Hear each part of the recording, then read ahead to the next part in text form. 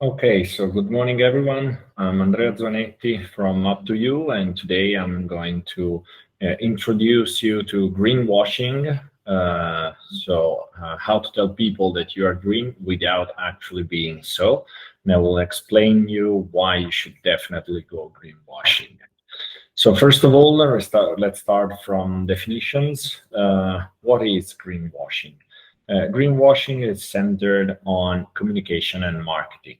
So it's an activity or a series of activity that you set up in order to present yourself, your brand, your product as sustainable from an environmental perspective, even if this is not true, even if the product that you're selling is always the same, but you changed the color, you made it way more green uh, as a color, and you're presenting it as sustainable. So now that we have understood what is greenwashing, let's move to understand what are the advantages of greenwashing. First of all, you attract new customers. In B2C businesses, for example, consumers are every day more and more attracted and attentive to selecting sustainable green brands.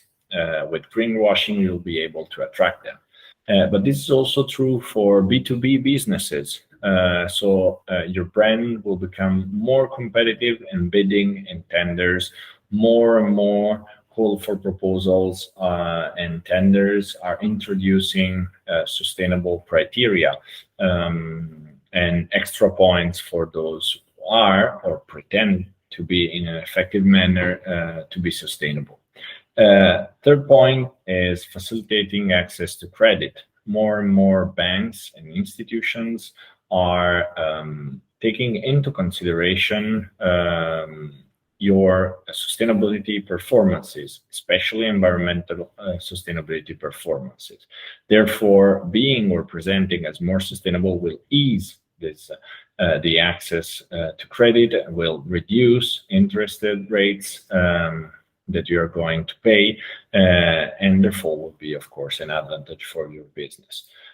Fourth point is you'll be more attractive for new young talents, but not only young talents, because new generation in particular, but in general, I would say the more talented people are becoming increasingly attentive to selecting their workplace, not only for how much they get paid, but also how much do the employer pay attention to sustainability in general and environmental sustainability in particular.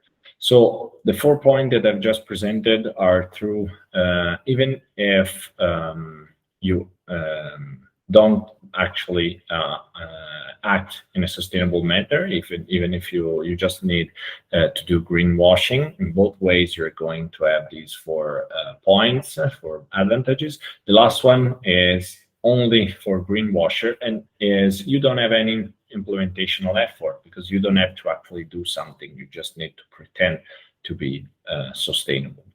So now that we have understood why we should go greenwashing, let's understand how you can do greenwashing. Here are the four most common ways of doing greenwashing. Those are lying, providing vague claims, providing irrelevant data, and omitting key information. These are the four most common ways of doing greenwashing. Let's dive deep into each of them. Lying, well, is the most easy way. Unfortunately, markets, consumers are becoming more aware, more attentive of lies. So it has become quite popular in the past as a way of greenwashing, but nowadays it's more an old-fashioned way of greenwashing. So it's something that I would not recommend to do because it has been popular in the past, but nowadays you're gonna get caught and it's not gonna be fun. So I would not recommend option one. Option two, it's a little bit more complicated. It's becoming very common nowadays. I would say that 80% of greenwashing brands are going with this technique, and this means that you can simply say, for example, this product is sustainable. From which perspective? Environmental, social. You don't need to specify, and even within environmental, there are several impacts that a product can have. There is the water footprint, the carbon footprint, the plastic footprint. There are chemicals that can impact the environment in many ways. And if you go general and you say, oh, it's just sustainable, it's green, it will be an easy way to get out with a vague claim that doesn't really ask you to provide information about what you are stating about your claims. So this is becoming more and more popular nowadays. Third option is providing irrelevant data. Sustaining your claims with data that are totally irrelevant or not fitting, not really having an impact. Here we have an example, our CEO, Susan Storm, which says that her company has totally eliminated the production of dioxin monoxide, sorry for my pronunciation, which, and it's true, it's a dangerous agent that causes the deaths of thousands of people around the world every year.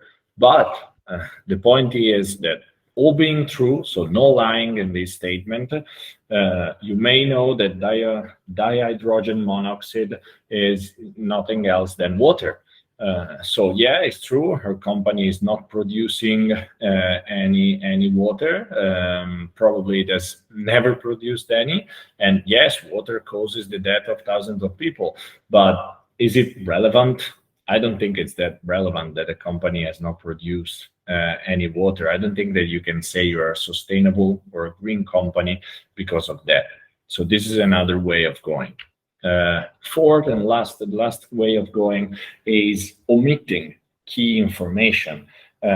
Once again, you can provide a set of data, a partial view on your business, on your impact, and putting things on a certain light can help you sustain that you are sustainable. But if you omit some key information, this will change the meaning of your claims. Here we have another example. It's about tree washing. Tree washing is a very specialized, let's say, branch of greenwashing that focuses on saying that simply by planting tree, you can have an impact on the world, you can be sustainable, you can offset emission. And of course, you're by having these claims, you're omitting some key information that, for example, the CO2 that is being captured will be captured not the day that you plant the trees, but in 20 years. And of course, if you emit today and you are going to capture CO2 in 20 years, you're not really going to be carbon neutral. So you're omitting some key information that alters the real impact of your action. And this is another way to go greenwashing. So lastly, getting back to being serious, of course, why you should not do greenwashing. Well, there is ethics, but I mean, business is business. So many people, unfortunately, do not care in ethics, and I'm not here to convince you that it's the right things to do for your ethic, which it is. But there is another stronger reason, and it's the fact that you're putting your business at risk of you are exposing your business to reputational damage, which can be very severe.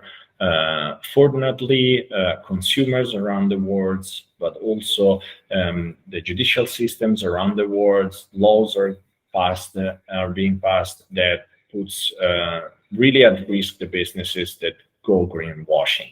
So we have seen how you can do it in order, hopefully, to convince you not to do it and to provide you the skills, the knowledge to avoid it. So one last thing I want to show is, okay, what is the alternative? The alternatives is to be green for real. Here at Up to You, we are focused on